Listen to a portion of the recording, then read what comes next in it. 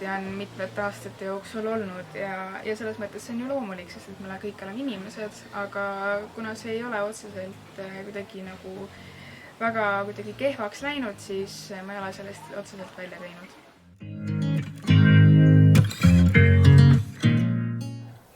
Ei saa aru, mis seal kaasa aitab või mida see aitab.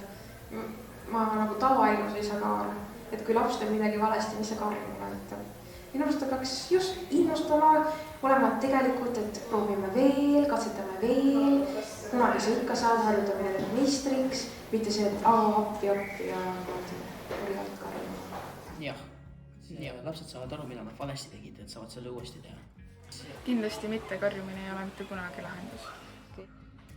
Ma arvan muidugi, et päris agressiivselt karjuda ei tasu üheski situatsioonis, aga treeneril on täielik õigus lapse peale olla pahane, nördinud ja laps ka välja saata, kui tegu on ikkagi huviharidusega.